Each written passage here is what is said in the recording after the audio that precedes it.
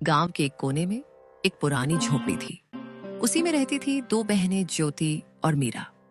माँ बाप कुछ साल पहले आई महामारी में गुजर गए थे। उनके जाने के बाद दोनों बहनें खुद ही एक दूसरे की सहारा थे। एक दिन अपने ही धुन में झूलती हुई मीरा मंदिर से लौट रही थी। हाथ में पूजा की थाली थी, चेहरे पर वही पुरानी मासूम मुस्कान। अब आई है तू मीरा? सूरज सर पर चढ़ आया और तू फूल चूहियां बनकर घूम रही है मंदिर में। दीदी, मैं जल्दी आने वाली थी, लेकिन गौरी काकी की बकरी झाड़ियों में फंस गई थी। निकालने में थोड़ी देर हो गई। तेरा क्या है? तू तो सबकी मदद करती घूमती रहे, चाहे घर में चूल्हा जले या ना जले। दीदी, आप गुस्सा क्यों करती हो? माँ कहती थी जो दूसरों के काम आए वही इंसान कहलाता है। माँ अब नहीं है मीरा, और उनके कहे बातों की अब इस दुनिया में कोई मूल्य नहीं रही। अब कोई किसी के लिए कुछ नहीं करता। मीरा चुप हो गई।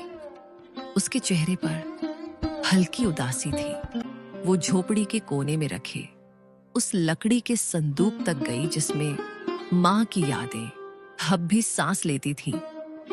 संदूक से निकाला हुआ एक साड़ी मीरा छू के अपनी दीदी से बोली, दीदी, जब यह साड़ी माँ पहनती थी ना, तब हमें देखकर मुस्कुराती थी। कहती थी तुम दोनों एक दूसरे का सहारा बनना। मीरा की बात सुनते ही ज्योति का चेहरा नम हो गया और उसकी आंखें पल भर को भीग गई। लेकिन ज्योति अपनी भावनाओं को छुपाते हुए मीरा से बोली, मैं तुझसे सख्त हूं मीरा, क्योंकि मैं डरती हूं अगर तुझे भी एक दिन कुछ हो गया तो मैं अकेली कैसे जीऊंगी। इस दुनिया ने मुझसे सब छीन लिया है। मैं नहीं चाहती तू भी मेरी तरह कमजोर पड़ जाए, इसलिए तुझे मजबूत बना रही हूं।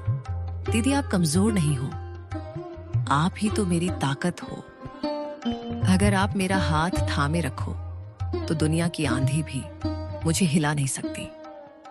मीरा की बात सुन के ज्योति के चेहरे पर उसके माता पिता के जाने के बाद पहली बार हल्की सी मुस्कान आई। उसी समय गांव की पगडंडी पर 3 परछाइयां उनकी झोपड़ी की तरफ बढ़ रही थी। धर्मपाल, बिमला और उनका बेटा कमल, वह थे बहनों के सगे चाचा चाची। अरे ज्योति, कैसी है मेरी बच्ची? तू ठीक तो है ना? बहुत मुश्किल से जिंदगी बीता रहे होगे ना भैया भाभी के जाने के बाद। हम ठीक हैं चाचा जी, अब जो है उसी में खुश हैं। खुश झोपड़ी में तुम्हारे हिस्से की जमीन को हमारे नाम कर देती तो हम तुम दोनों को अपने यहाँ रहने देते। तुम दोनों बहुत खुश रहती हमारे साथ। हाँ मां, तुम सही कह रही हो। इनका घर भी पुराना हो चुका है और अब ये जमीन भी यूं ही पड़ी है, बर्बाद हो रही है। ये सब सुन के ज्योति की आंखों में आग सी चमक उठी। हमें किसी की जरूरत नहीं। बाबूजी की जमीन हमारी माँ और बाबूजी की आखिरी निशानी है। उसे हम यूं ही नहीं छोड़ेंगे। अरे बेटी, तुम्हारी जो खेतों की जमीन है वह भी तो बंजर ही पड़ी हुई है ना। और वैसे भी दुनिया समझदारी से चलती है और औरतें खेत नहीं जोतती। देख लेना, एक दिन रोती हुई आओगी हमारे पास, तब समझ आएगा कि रिश्तेदारों से मुंह नहीं मोड़ा करते। ज्योति को यह सब सुनाकर तीनों वहां से निकल गए।